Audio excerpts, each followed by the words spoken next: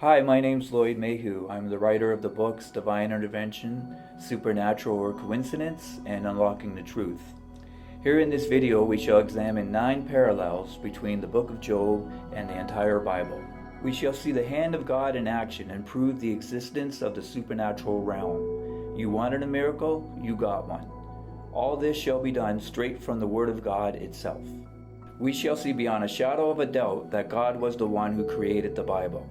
For the outline story structure of the book of Job is identical to the outline story structure of the entire Bible.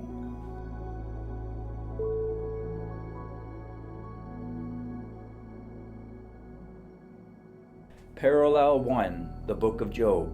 The book of Job starts off perfect. In the beginning, God blesses and protects Job. The Bible starts off perfect. In the beginning, in the Garden of Eden, there is no sin or suffering. Adam and Eve live in paradise.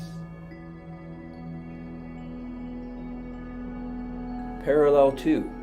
The part of the book of Job where everything is perfect in the beginning is very short, less than 1 chapter of the book. The part of the Bible where everything is perfect in the beginning is very short, about 2 chapters of the book. Parallel 3, the book of Job. It's Satan that comes along and ruins the time of perfection for Job in the beginning of the book. The Bible. It's Satan that comes along and ruins the time of perfection for Adam and Eve in the beginning of the Bible. The book of Job has a long, drawn-out middle section that deals with sin, God's punishment, and man's sufferings.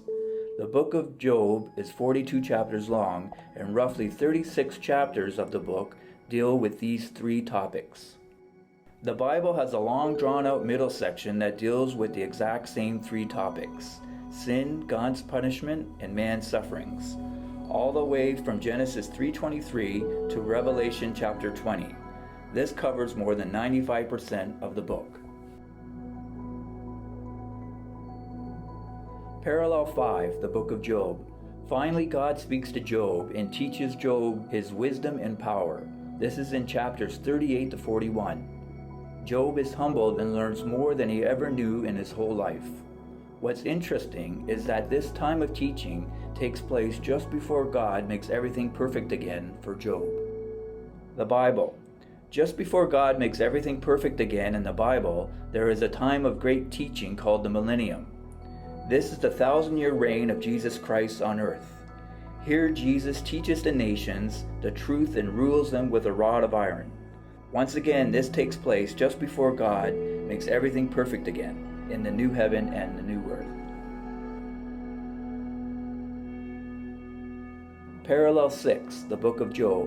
It's God who makes everything perfect again for Job at the end of the book. The Bible. It's God who makes everything perfect again and the new heaven and the new earth at the end of the Bible.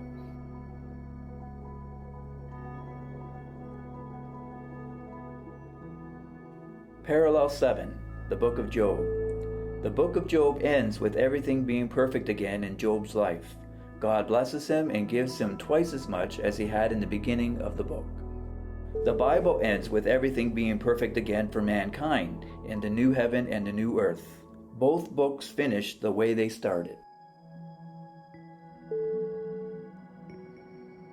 Parallel 8, the book of Job. The part that deals with everything being perfect at the end of the book of Job is very short, less than 1 chapter. The part that deals with everything being perfect at the end of the Bible is very short, less than 2 chapters. Parallel 9, the book of Job. There is no mention of Satan at the end of the book. He just disappears. The Bible.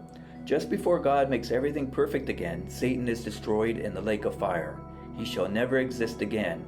God's warning to Satan was, "Thou shalt be a terror, and never shall thou be any more."